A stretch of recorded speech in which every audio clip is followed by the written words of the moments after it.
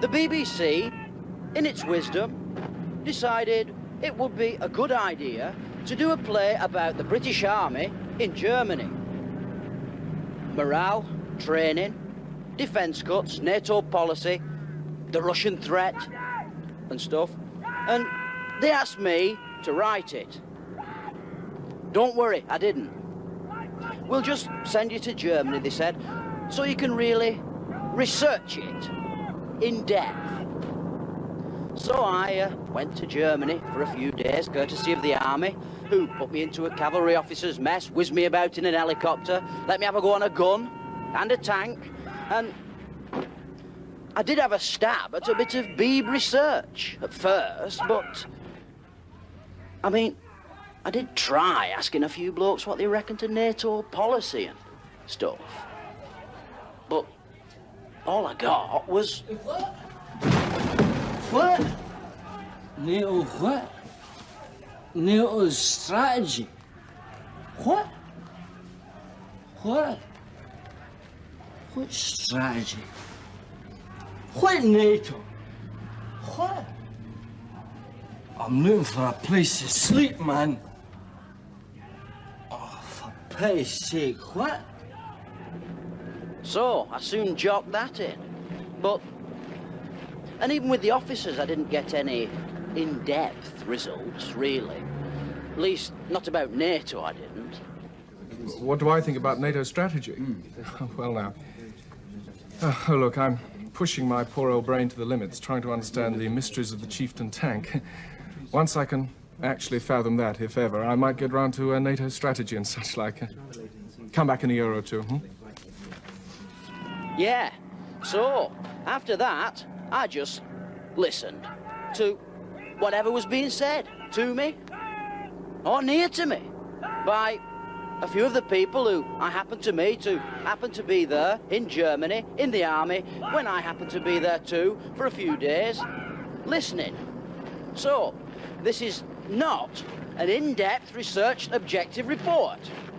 I'm happy to say. This is just some soldiers talking. Why just talking? Oh, because the Beeb is skint, so a likely story, but... So, they wanted it cheap. That means they didn't want a scene where some fella is wondering whether he might not be better off in a garage in Pontefract while zooming about in an helicopter at 120 miles an hour across a field full of 80 tanks shooting blanks at him. They'd rather lose the field, lose the tanks, lose the helicopters, and just have the fella sitting in the studio. Nice and snug. Here. Wondering about whether he might be better off in a garage in Pontefract. Which is all right by me, if pushed.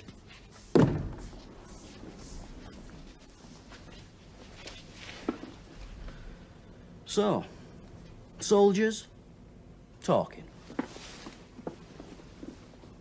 Oh, cleanly. The powers that be at the BBC, you see, I'll tell you later about that. First, soldiers talking.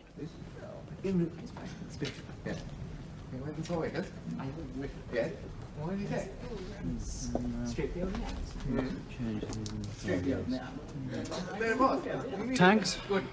I regret them, quite frankly. Thing was, with horses, once you sorted out what way you were attacking, which way, you just did it. You could switch the head off, let the body take over, and just go. Whereas with tanks, you see, you have to think all the time. All these bloody bits and pieces and buttons and maths and kit. You actually fight with your brain in tanks, which doesn't strike me as being fun. Must have been bloody marvellous, really. Charging, sabres drawn, yelling your bloody head off, just going bloody mad on a horse. Really bloody physical. Very satisfying indeed, I imagine. Of course, I play polo a bit and hunt. It's not the same. And then tanks are a bloody sight more tricky than your average horse. Well, to understand. Well, they're all right. I mean, once you get used to it. I mean, good shell evacuation system, good safety features. Beautiful gun. I mean, it just doesn't miss, you know. No, the only trouble with these, the engine is diabolical. That British Leyland.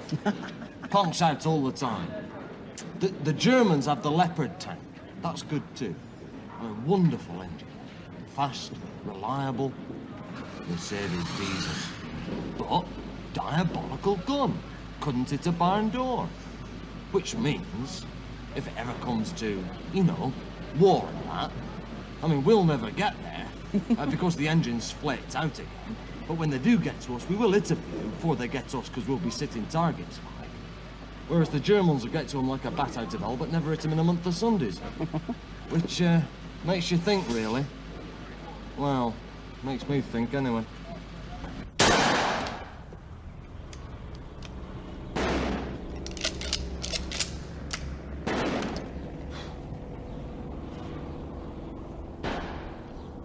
Yeah, I've been thinking.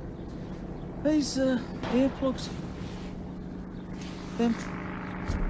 I mean, if we need earplugs for firing on the range, you know, because it might pop your leg out if you didn't. Well, what about if it was, you know, for real? I mean, if you was blasting away for real, well, you'd be all right, because you had your earplugs. But though you wouldn't be able to hear no orders, would you? But then, if you didn't have your earplugs in, well, you'd be able to hear the orders and stuff. But then the firing would pop your ears, and you'd go deaf. And then you wouldn't be able to hear the orders again. I mean, if a couple of hours blasting off with one of these makes you go deaf, I mean, you'd have everybody deaf because of that, wouldn't you? Or deaf because of the earplugs. Supposing the old Russians is the same. Things could get a bit complicated, couldn't they? Hundreds of thousands of geezers running all over, all deaf. Tom. Hey?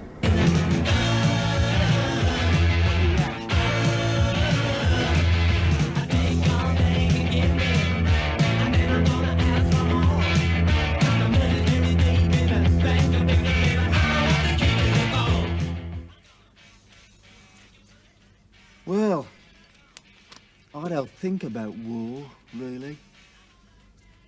Guns, tanks, kit. I'm more into music, really. Sounds. Of course, if there is one, a war, well, I suppose I'm here, so, you know, I'll have to do it. Unless I'm on leave at the time. But it's not something I'm all that keen on, really. Whereas music, I'm interested. You can have music with you all the time, see, can't you? In bed, in the motor, on the street. And if there is a thingy, war, well, I dare say I'll take the old tranny along and all. I mean, if you're gonna get wiped out, you might as well get wiped out with a few sounds in your head after all. Eh? What do I like most about the army? Well, it'll give you something to do. They wake you up in the mornings. Food's always waiting.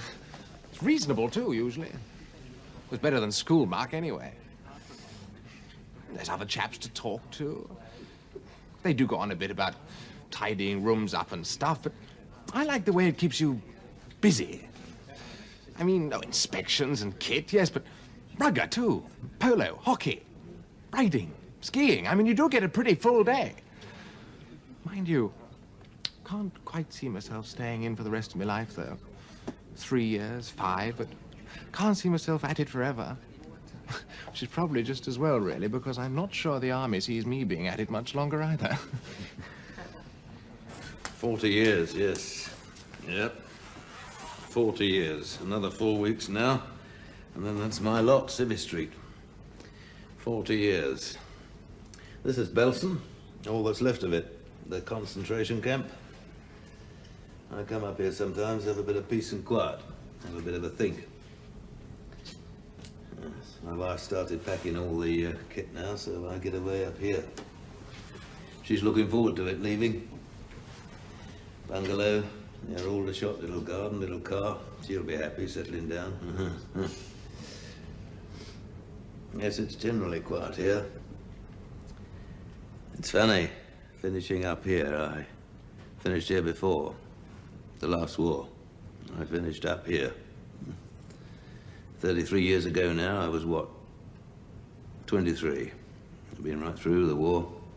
North Africa, right across Europe, and then just when everything was all... I was looking forward to it all being over, everything looking rosy, I reached here. This. Spring 45, we burned it, typhoid, you see. But there's still nothing grows much.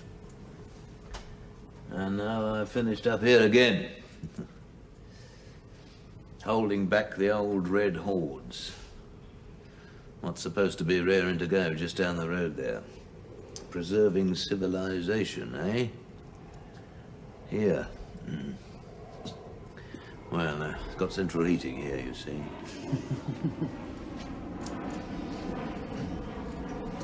Come and sit. I was up here the other week. Nobody else about. Then a Ford pulled up in the car park.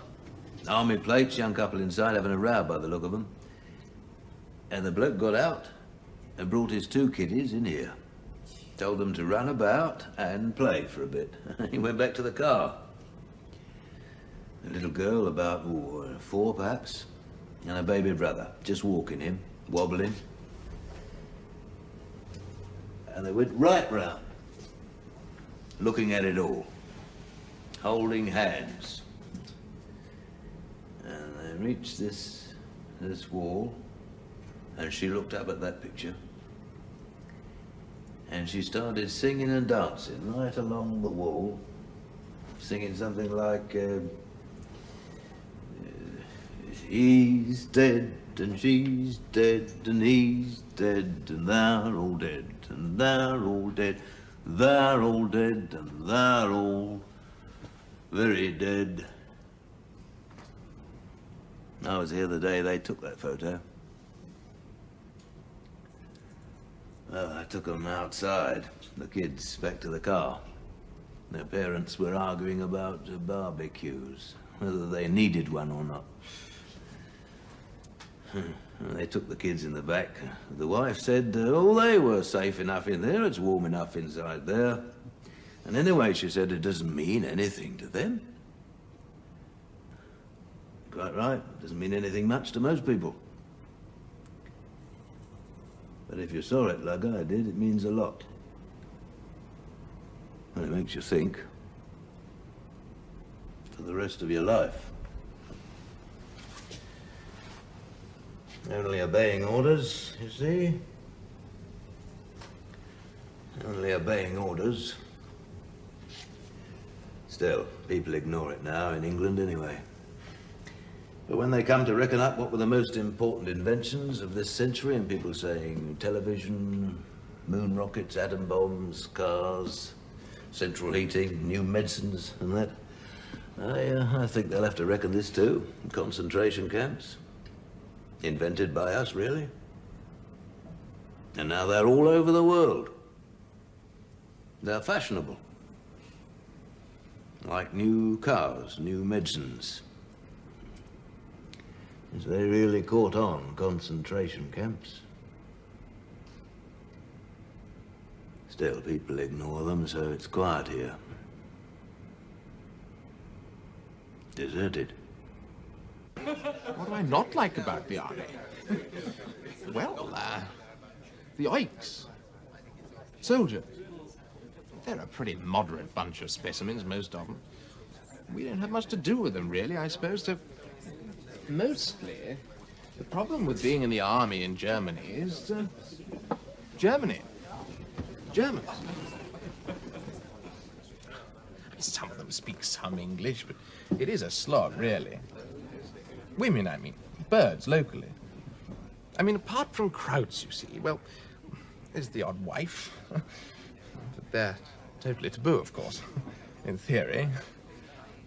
So really, what local talent there is to hand, as it were, is spread pretty bloody thin on the ground. And pretty moderate stuff it is, too. A handful of hearty nurses from Sidcup and such like. One or two spotty teachers from, well, Wolverhampton, and that's your lot. You see, the ideal situation for me would be if only Germany were rather closer to home. England. London. I mean, it really is a bit of a slog, slogging all that way across the old Channel every weekend just to get your oats. Particularly as I did rather rearrange the geometry on the car slightly. Bloody write-off, really. Rather moderate piece of driving, that, actually. Which ended up with me being bloody well verboten altogether for a year. Which makes London even farther away, which is rather a serious nuisance, really. Because sex is just about my major interest at the moment. Skiing, too, but I do like sex rather a lot. I mean, I like women. I like women very much indeed. Which can be a bit of a problem, I find. Especially when you're supposed to be thinking about something else. Sometimes. It's tricky. I shall end up having to get bloody well hitched in the end, I suppose. My wife came up here once, but it made her shiver. She's younger than me, my wife. She's Irish. She said it reminded her of Long Kesh. Well, that's what she said.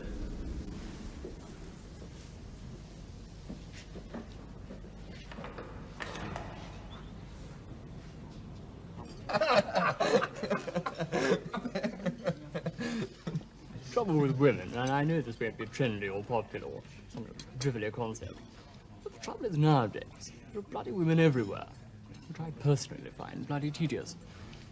I mean, the army on the Rhine, there are more wives and children than there are soldiers. I mean, if the Russians ever do pull their figures out and actually have a go, half our bloody effort will go into shoveling the bloody women and kids into buses and planes and God knows what and getting rid of them. I mean, last week we were having a fairly high-level meeting about some crappy exercise, rather than a considerable war it was too, but suddenly, crash! In marches this woman, ranting and raving about how her Ricky had been put on nights again and she wasn't having it. I mean, poor old Wickers tried to reason with her, tell her how she was interrupting this crucial military conference. I mean, though, a nerve. Actually, it was really quite amusing when she told old Wickers really rather precisely what he could do with his military conference, and exactly what she'd do to him if her Ricky were ever put on nights again. But I like women, actually. One or two of them even like me, which is pleasing. But I do think there are one or two places where women should be forbidden to enter. An army camp for one, the Reform Club for another, and Tukes' bed, because he pinches my birds and he's a poxy bugger.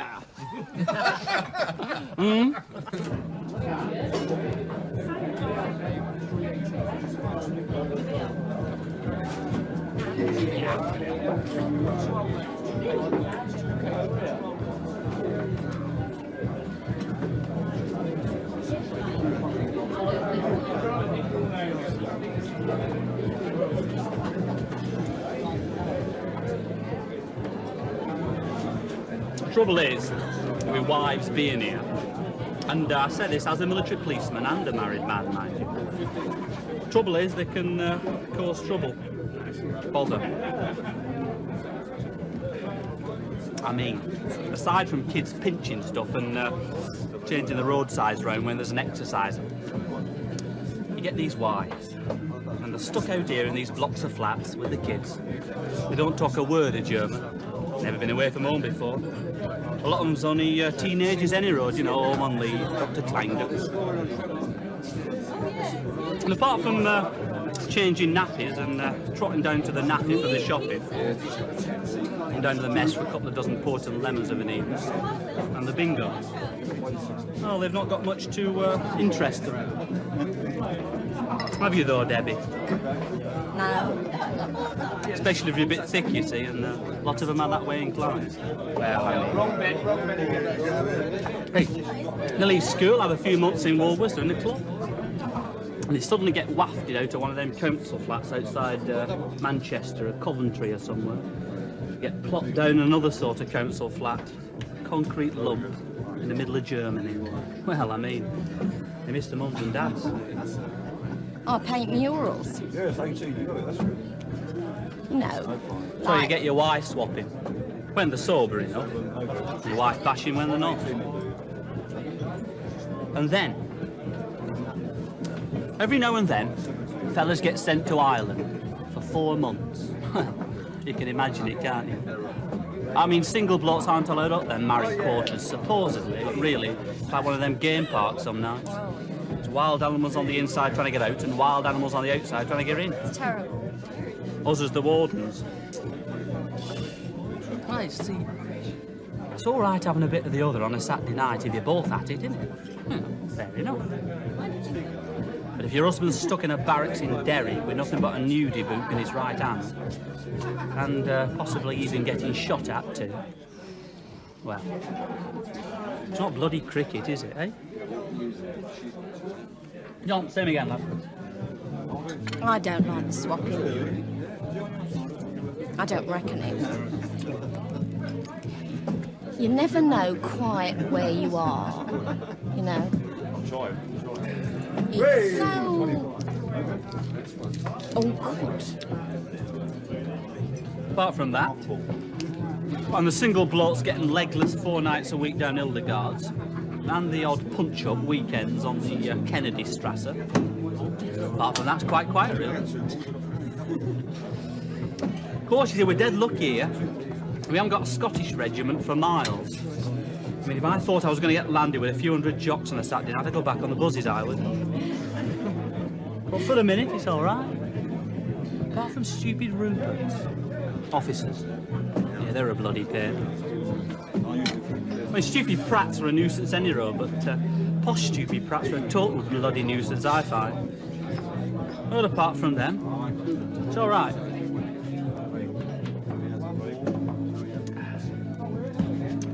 Apart from having to go to Ireland for 4 months at a time. Suit me. Hey, Debbie? Well, cheers, anyway. Well, I haven't got much to say. And I have been asked to keep it short anyway. Because, well, they call me the regimental religious maniac, you see.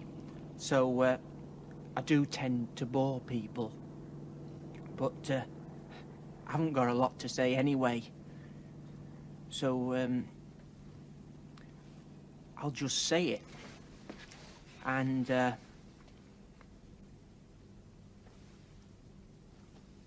yeah. Well, I was going to tell you what I think about sex, being as how that's what such a lot of people seem to spend such a lot of time bothering about, one way and another. But then I don't think I will, because, well, I don't bother about it much at all, myself. Now, I think that sex should have something to do with love, myself. Now that's just my opinion. But, well, that's the way I look at it at the moment. Sex. So, well, aside from sex, all I'd really like to say is something about religion, really. Well, about God, really, I'm afraid. I'd just like to say that I think that God loves us all, really, every single one of us. And if we all had a crack at doing the same, then I think that the army would be a happier army then than it is now. Although it is fairly happy anyway, I suppose, even without God.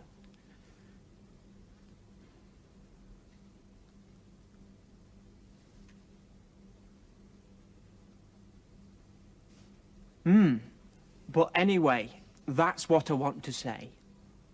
God loves us all, really, he really does. And, well, ta for letting me say it. And, ta-ra. Well, the sex show. Okay. I went to a sex show in Berlin the other Sunday afternoon. Not my idea, matter of fact.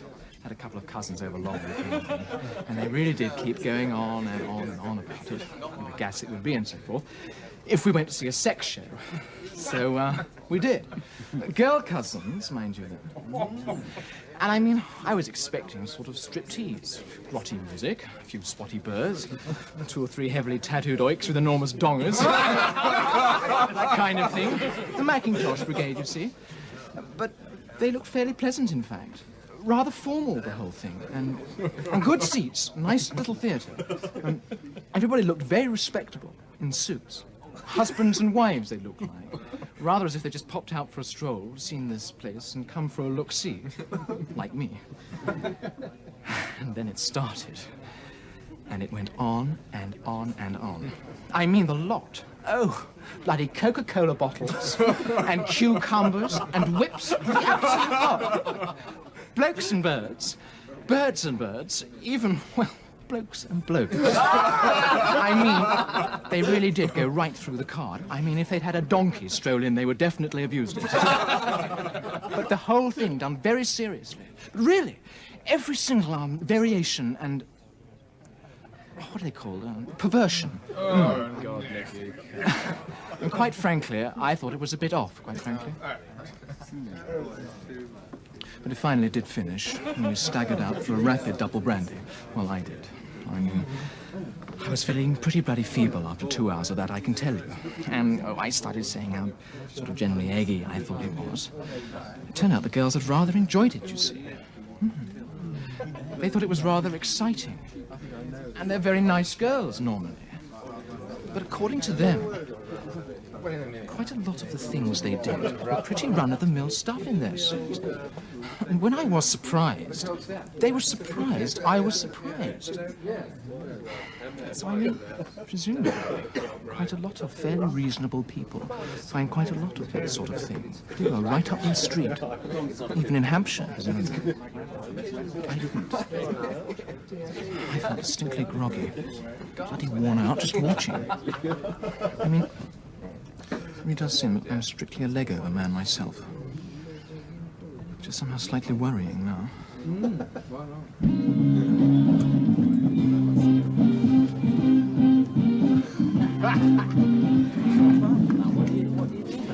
Sex? Well, sex. Now you're talking. Well, I'm in favour of it myself. Well, I'll tell you about sex and me. Wait for it, bated breath. No. The thing is, Stott is, you see, I'm married. I'm married to the most fantastically beautiful woman you've ever seen in all your life, you see. Well, no, she's not bad, though. Not bad. Not bad. I'm not kidding you, no. My wife, my Carol, is bloody perfect. She is. Wonderful. Beautiful. Clever. Nice. Totally bloody gorgeous in every way. She is, isn't she? Well, she is. Yeah, see? Which, looking at me, is a bit of a surprise, really. Well, I mean, it surprises me, anyway. Well, it's your sulky Latin looks, Mick. I mean, when I first saw her and I asked her, you know, if she fancied a drink, and she said, yeah, I mean, I'm surprised she even talked to me. Let alone marry me. She's not even preggo, neither. I mean, is this a record? She was a virgin. Oh, she was. Imagine that. In Salford nowadays. Oh, I mean, oh, she is. Really? Steady. No naughty words. Really flipping sexy, though. No, I mean, oh. It's depressing, isn't it? No, I mean, though, honest. Oh, perfect. Bloody immaculate. Totally amazing, she is. Totally great. My wife. And she's my wife. Oh, backed. Look, you see, she's not here. She's in Salford. She's in Salford.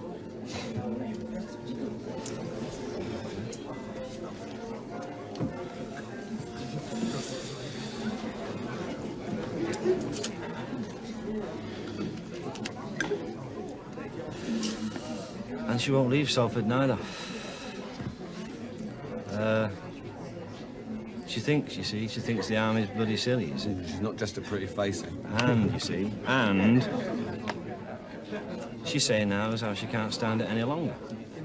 Me here, her there, weeks on end with nothing, so... Well, the crunch, you see, for me. You see... It's a shame, really, because, like, old Mickey boy, you know, like, he loves all the old camaraderie of the army life, don't you, Mick? I mean, like, what with him being so bisexual, he's well suited, isn't he? I shall treat that remark with him with the contempt which it so richly deserves. Oh, fair enough.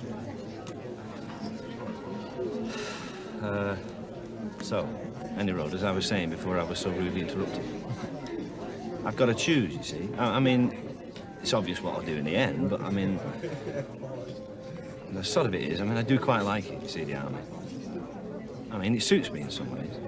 Especially this, military police, suits me, you see. Yeah, what would you being a sadistic fascist puffer now? I mean... I'm not anything, me, Bill.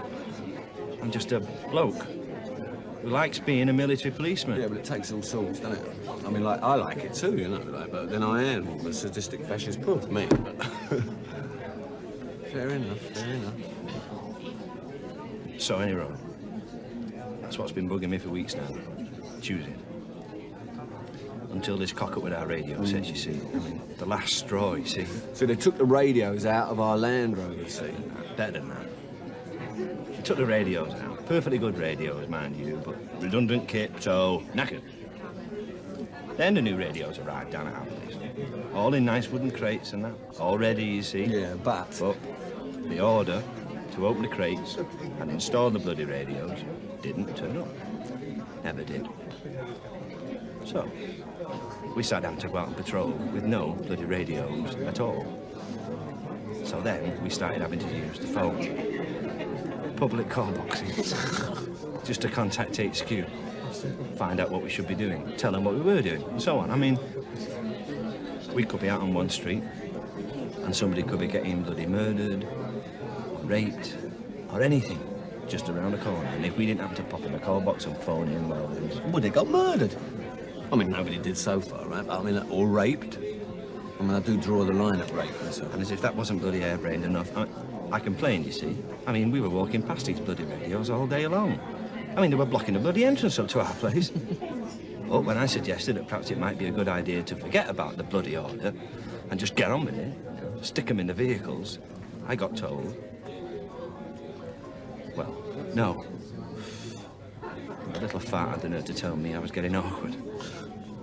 And then you see what happened then. Oh, I can't wait, I can't wait. Then what did he do? They started this system of putting claims in for the money we're putting in the public call boxes to phone into HQ. So, little chitty in triplicate for every 20-penny piece. But a separate chitty in triplicate for every single one, you see. And then bugger me, some prat didn't roll up yesterday, and he reckoned we're going to have a check-up to see if there hadn't been a bit of fiddling going on the 20-penny chitties. And the pigging radios are still sitting there in their picking boxes. So that did it for me. That was it. I'm buying out. No, I'm going down to the bank, I'm getting the money out, and I'm buying out. I mean, I might as well be working for the bloody gas board, though. I mean, though, eh? I mean, aside from having to fight a war, sometime, one of these fine days, perhaps. I mean, what hope and job satisfaction has a man got with cock-ups like that going on? Hey? I mean, eh? So, finished. That's it. Going in with Carol's dad on the taxis. In Salford. I'll work for myself from now on.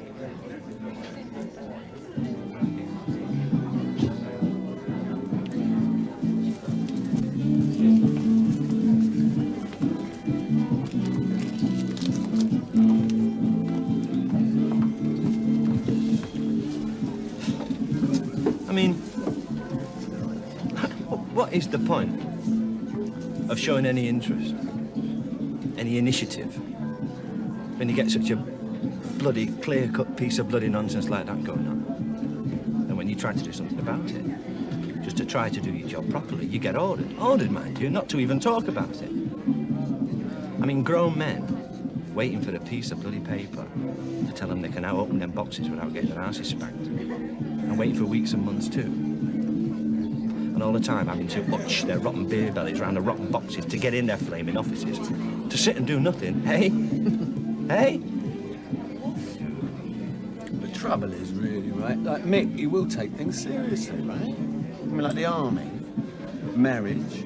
I mean, you can't, can you? Not without going bonkers. I mean, Well, I say, if a grown man is not allowed to take his own job seriously, and is not allowed to do his own job properly, and is not allowed to show even a little bit of initiative, well, stuff it.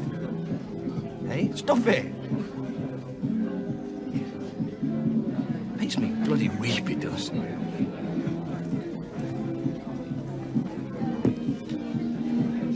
does.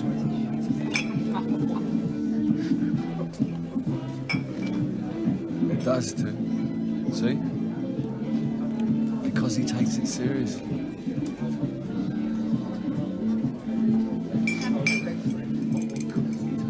Well, my defence said what I'd done.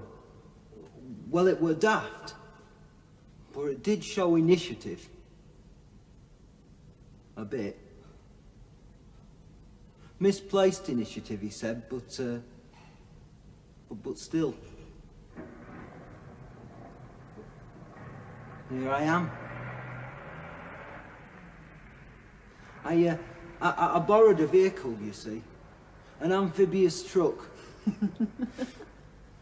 Well, you see, the thing was, United were in the semi-final, you see. Oh, tar.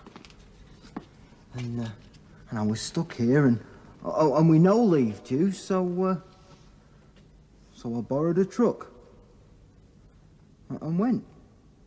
And it was all right at first. I mean, I got across Germany, and I went across Belgium all right, and down the beach and into the sea and off, you see. Life on the ocean waves. But then about halfway across, it run out of petrol. So I was a bit stuck, really. And I can't swim neither. So, well, in the end, I thumbed a lift on a cross-channel steamer, and they towed me back. And they were waiting for me at Ostend. So, I missed the match. But what was really grotty, though, was when they brought me back, it turned out the truck had another fuel tank I didn't know about. Full! Enough to get me there and back. But I didn't know, you see. Just a little switch you flicked, you know. But I'd only done the first day, you see. On the course, about amphibious trucks. So, I should have finished the course first, really, I suppose, but then I'd have missed the match anyway, and now I'm gonna miss the final, too.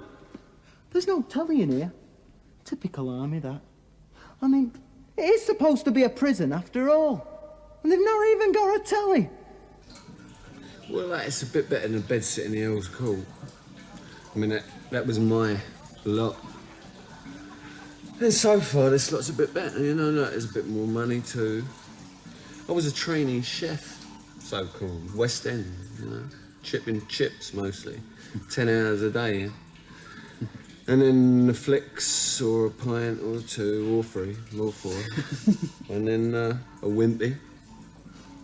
And then the bed sitting in the Earl's Court, you know, so I thought, what I'd do, is I'll let the army make a man out of me. But, turns out, they don't bother much with all that nowadays, you know, like, making men out of you. I mean, they keep you clean, and they give you nosh, and they give you clothes, you know, and they tell you what to do, and they give you money, too. Which is what all the kids that join want, really, you know, like that and a heavy goods vehicle licence. And they are, you know, like kids mostly, you know, like, I mean, they're getting drunk, they're getting screwed, in there. 30 D-marks, 10 minutes, no overtime, union rules. You know, they're getting sick, they're going home. They're getting drunk again tomorrow if they can afford it. Me too, of course. I mean, like trial at art, me. No. I'll stay. I mean, I can't think of nothing else to do. I mean, like, if I had Mick... No, don't start. Like, if I had Carol, like Mick, you know, I mean, like, I might leave then, you know, like, if she was telling me I had to, you know? But, I mean, there's nobody telling me to go home. So I'll stay. I'll smile. And grin and bear it. Like a brave little soldier, you know? Little beef. You'll teddy bear. And I'll do that, babe. I think the safest thing I can say is no comment. NATO policy, state of the army, defence budget cuts, no comment. Especially defence budget cuts, no comment whatsoever. And before you start getting really bloody impertinent and asking me questions about my sex life or what soap I use or...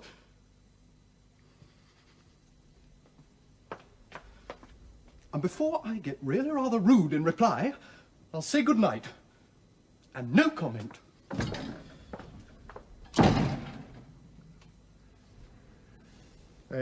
Charming chap normally, of course. Absolute gentleman. Problem is, of course, not too keen on the old media. Thinks the dear old Beeb is stuffed to the gills with pinko puffters, you see? Reds under beds. Variation on the old pink elephant vision, no doubt, but, Assuming, of course, you're not a pinko pufter by some unfortunate chance. And if you are, bloody hard luck. Don't know what you're missing, what? I, incidentally, am perfectly willing to comment on any subject under the sun. H-bombs, smelly socks, good wine, Trotskyism, you name, I can be relied upon to comment. But, there's the rub. But, I must confess to being somewhat less than sober at the moment. Or rather more than sober, depending upon your point de view. So, I'm at your service, old man. I am available for comment. Simply fire away.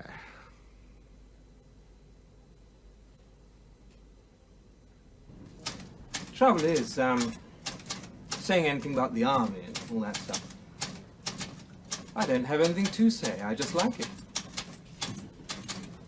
I like being a soldier. NATO and what are we doing in Ireland and the cuts and all that. I don't know much about it. I just wanted to be a soldier. Now I am a soldier and I like it. Rather like some bloke at the BBC, I imagine. Some bloke wants to be a cameraman. So, I dare say he'd rather be a cameraman on good things rather than bad things, programmes. But as to whether the BBC is too big or too bureaucratic, too left-wing, too right-wing, I don't suppose he bothers much. He just likes being a cameraman. And I like being a soldier. Okay.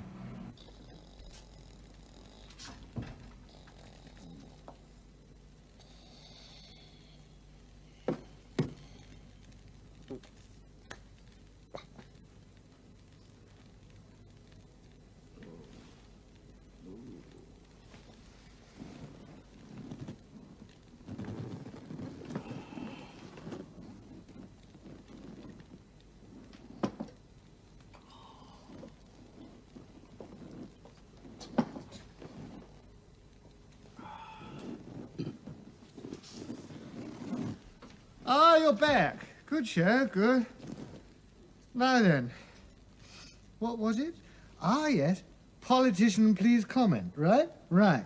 Well, now, I recommend a study of faces, myself. Take Hitler, for example. Study that face. Force yourself. Now, people voted for that face, you see. People did what that face told them to do. Germans, I mean. Yet I should say that is very plainly the face of a poor, demented crackpot who simply could not get his oats of an evening and was distinctly miffed about it, too. Or take old Brezhnev. Look at that face. Remember old Nixon? Would you buy a second-hand car from this man? Now, what I propose you ask while peering warily at Comrade Brezhnev's sunny smile is simply, would you have him as a babysitter? Hmm? Or take our own dear leaders. Look at their faces. Regardless of party, regardless of sex, or more likely lack of it, I should say that any one of them would indeed make an excellent babysitter, but very little else. Mm. Yeah, rude sod, aren't I? Rather silly sod, too, I fear. And you probably haven't noticed it, but rather a drunken sod, too. Oh, dear, oh, dear. Incidentally, should you be wondering what on earth this transparent pisspot is doing in any capacity whatsoever in Her Majesty's Armed Services, let me instantly reassure you, I am not. I did once have that honour, mind you. Officer and gentleman. Once upon a time, oh yes. But now, still a gentleman, clearly, but no longer an officer, alas. Rather swift but honourable resignation was called for following some rather undistinguished goings-on in the back of a jag one balmy evening in the outskirts of Catterick. Still, good time was had by all. At the time. But you ask yourself, but in that case, since this blithering drunken dolt hasn't even the excuse for being in the army, God bless it, what on earth does he think he's doing? Sitting, sipping champers. Naffy prices, too. Yeah. Through the night, in an officer's mess. The answer, I regret to say, is selling insurance, upon which worthy subject, after 5 p.m., my lips are sealed. Fear not. Now, what I'm going to do now is I'm going to explain to you the whole mystery of NATO, the Red Army, etc. Rather brilliantly, incidentally, but after first visiting the bog, and secondly, seizing another bottle of this stuff. So, fear not, I shall return. A bog! A bog! My kingdom for a bog! Silly sod, aren't I?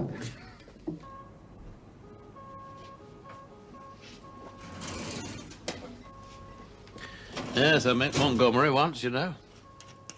Oh, yes. After he retired, it was. But him being a field marshal, you see, when he went, he had the right to just phone up the nearest army camp, get a few squaddies sent round, doing odd jobs, anything. Polishing his car, doing his garden, so one fine day he feels like having his leaves swept up, so I got myself sent round. A few dozen blokes got him at it in his garden, and old Monty and me, we went for a cup of char inside. Well, I'd served under him in the desert, you see. A great general, in my opinion. Bonkers, of course, but a great general. So there we were, you see. And what I'd always wanted to know was what he reckoned was the single most important decision that he'd ever made in the war. So I asked him.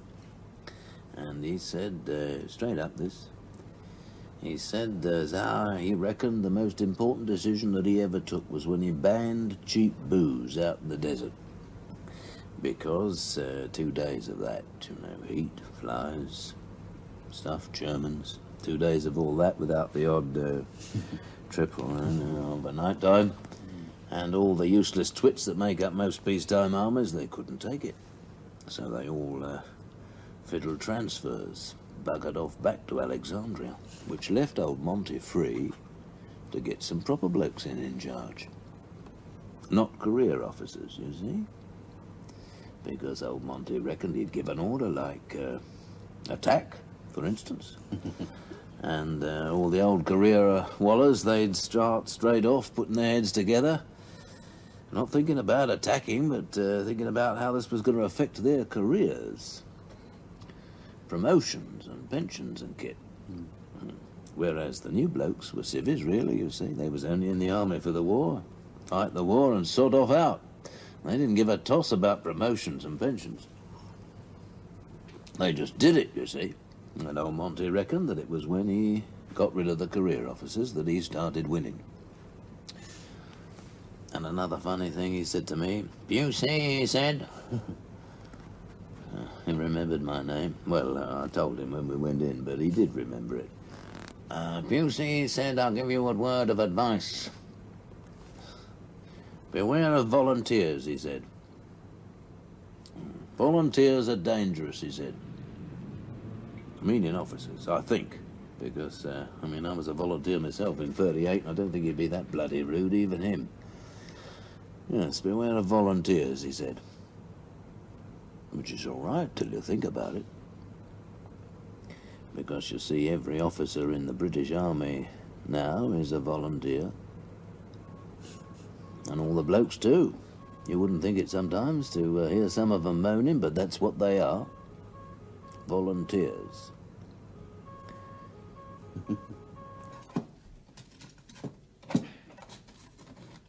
Ah! You waited. Good decision. Good. Ah. What in the world were we? Ah, yes. The Idiot's Guide to Western Europe. Yes, indeed. Well, now, first off, I mean, well, you've had a bit of a gander around our lot here, and no doubt you've reached the conclusion that things are, by and large, moderate. Even moderate to poxy. But you should see our gallant allies, though. I mean, take the Belgians. Did you know the Belgians have an entire regiment of bicycle cavalry? They have. And very nice blokes, no doubt, and probably bloody capable they are, too, changing the old gears. I mean, honestly, though. Who else is there? On our side, more or less. The Americans. Well, they're all right. But if you think the British Army is up to its armpits in bureaucracy, red tape, you should see the Americans. Poor buggers do little else but salute each other. Quite obsessive they are, all day long, saluting each other. I mean, a junior lieutenant has to salute a senior lieutenant every time he has the misfortune to bump into the bleeder. And they definitely eat too much, too. Perfectly dreadful stuff it is, too. So, I shall refrain from describing the Italian army. Suffice it to say that if those 43 million vodka-soaked Ruskies ever do come toddling across the border, then it must be the very first principle of NATO's strategy to make quite sure that nobody tells the Italians.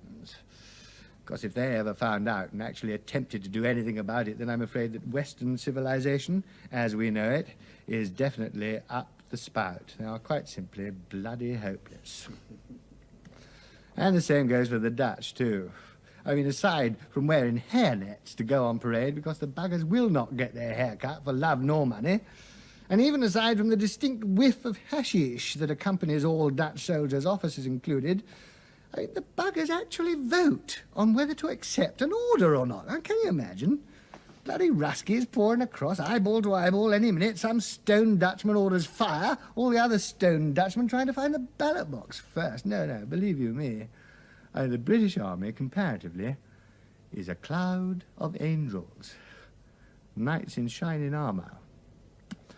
Mind you, the old Krauts are another kettle of fish. The dear old Wehrmacht, Bundeswehr, is a rather serious outfit nowadays, which, I tell myself this at least once a day, is a good thing.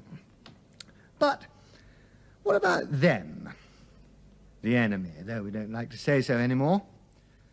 Will the Russians ever actually do it? Come across? I submit they will, if they think they can get away with it.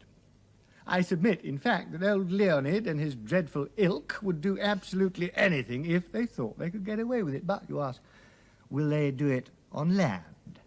Tanks, tanks, such like remnants of World War II.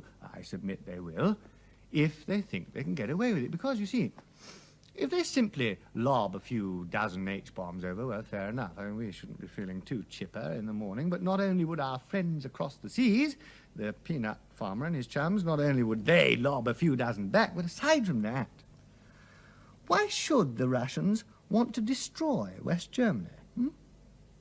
They want to own it. Not destroy it. All that coal, all that steel, those dapper little Volkswagens and BMWs. That's what they want. So, what's to stop them then?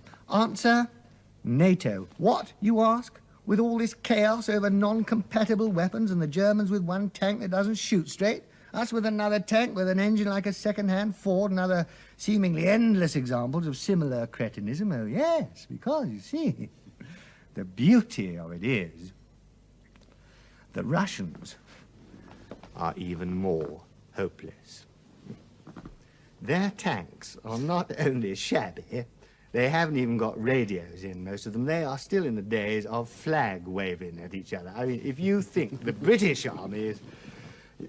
You should see the Russians. I mean, they make the medieval church look like a bloody Concord factory. They could not run a bath without permission from Moscow. So then, what have we got? Officially, what we have is the dear old balance of terror, nuclear bombs, etc. But, assuming what Leonid wants is to own West Germany, not to flatten it, then what we have is a very charming thing formulated by yours truly as the Farley-Smythe theory. A balance of mutual incompetence. The British Army and its allies in NATO couldn't maintain any decent large-scale offensive in Western Europe for more than 5 days, after which time the whole Baroque machinery would fall apart. But, given the Russian army is slightly bigger and very slightly more coordinated, they do at least all shoot the same bullets, all speak more or less the same language, I still maintain they could not maintain any large-scale offensive in Western Europe for more than, 6 days, after which they'd start to run out of everything. Fuel, shells, food. Nobody would know where anybody was. I mean, most of them wouldn't have the slightest clue where they themselves were. Chaos. Absolute bureaucratic chaos. An instrument for peace, you see. Their soldiers are allowed to think even less than ours. Their officers are even more class-bound and hide-bound and plain bloody ignorant even than our lot, which is saying something. But, so, you see, take heart. Mutual incompetence and mutual stupidity can indeed save us all from World War III. Saved by incompetence and fools, you see? Which I must say gives me enormous pleasure to ponder. Mind you, all this is merely the opinion of yours truly only, and I am well known as an incompetent, as a fool, as a liar, as a drunk, and worst of all, I found, as someone who is not entirely serious.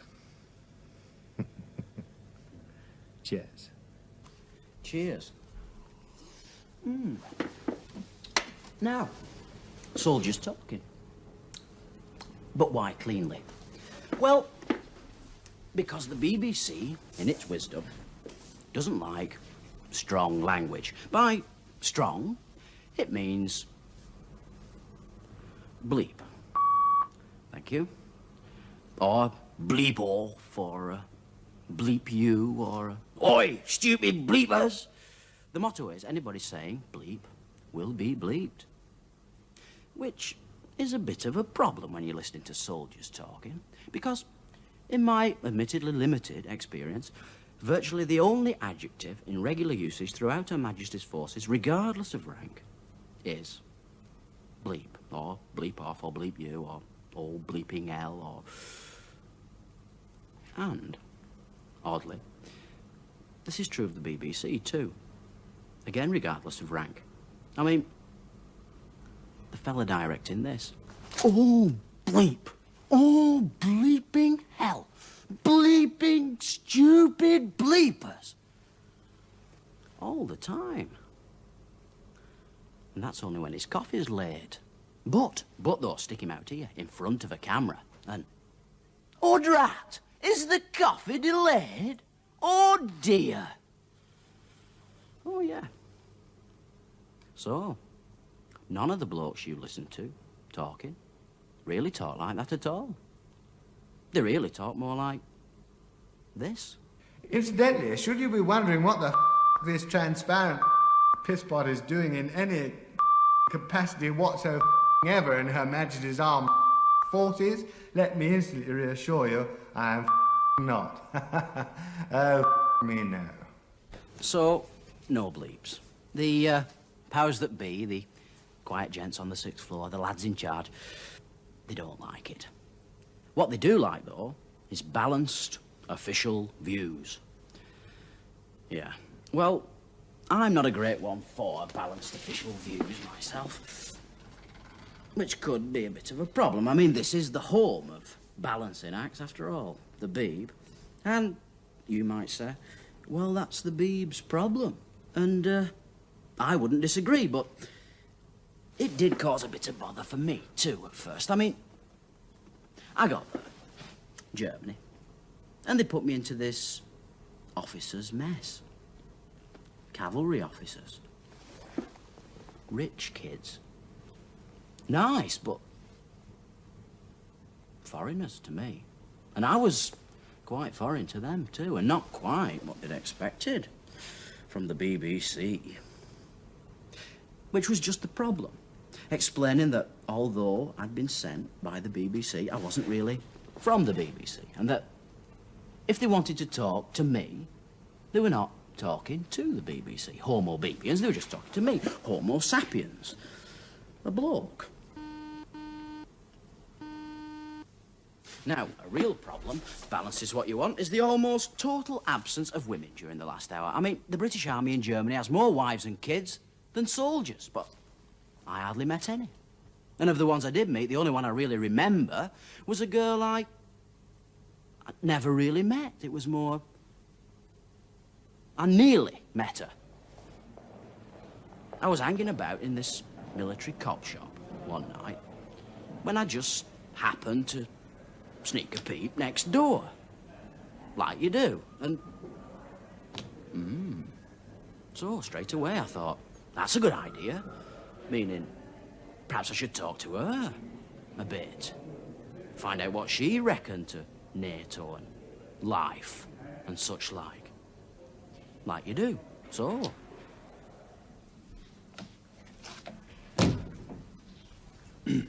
Hello.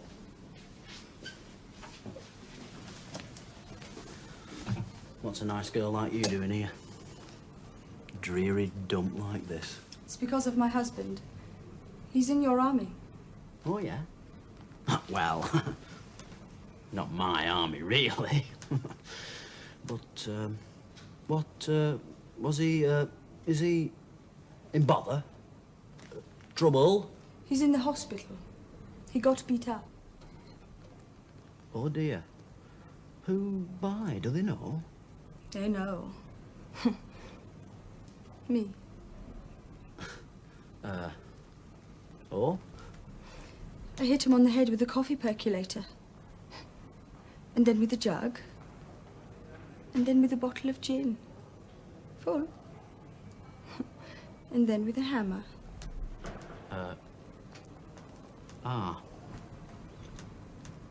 Any particular reason? Because he kept on always asking stupid questions. Oh dear. Oh dear. Oh dear.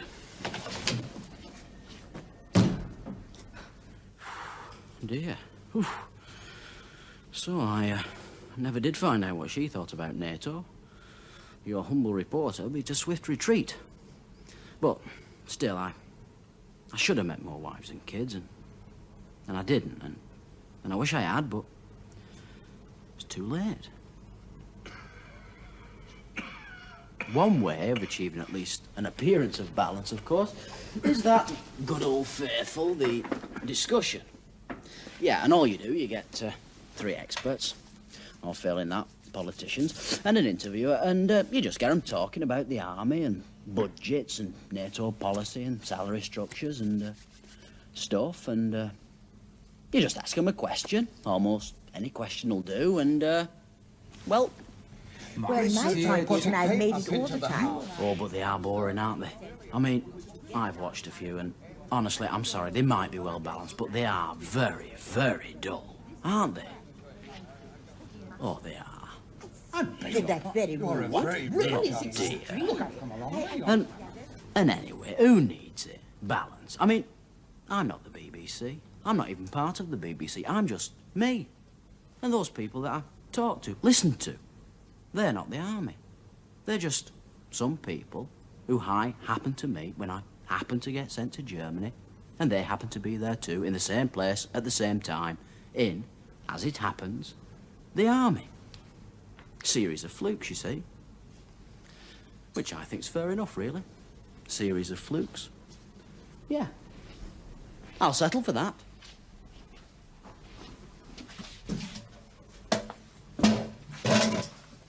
How about you? Still wondering which to choose? Aye. You see, I did like just working in a garage at home. But what it comes down to in the end is my mum being dead. Because if I got out and went back, I'd either have to get wed sharpish. I don't know anybody to get wed to. Or else I'd have to start doing all my own washing and cleaning and everything. You know, kit. I'd have to look after myself. Whereas here, well, they do it for you, don't they? They do it all for you.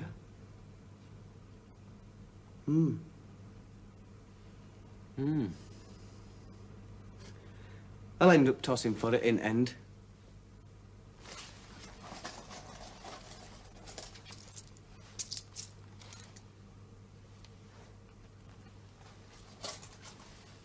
Here we are, then. The defence of the West, or a garage in Pontefract. Heads or tails?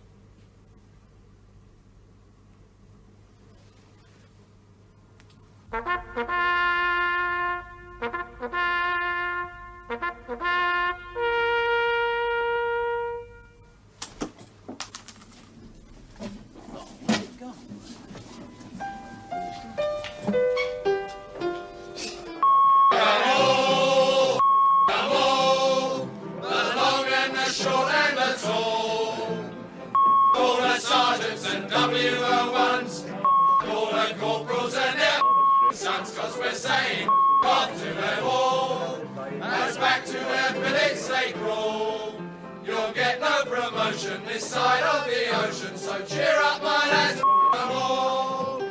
They say if you work hard, you'll get better pay. We've heard it all before. Clean up your buttons and polish your boots. Scrub out the barrack room floor. There's many a rookie has taken it in, hook, line and sinker and all. You'll get no promotion this side of the ocean, so cheer up, my lads, them all. Them all, them all, the long and the short and the tall. All the sergeants and WO1s, all the corporals and their sons, cause we're saying up to them all. As back to their billets they crawl. You'll get no promotion this side of the ocean, so cheer up, my lads.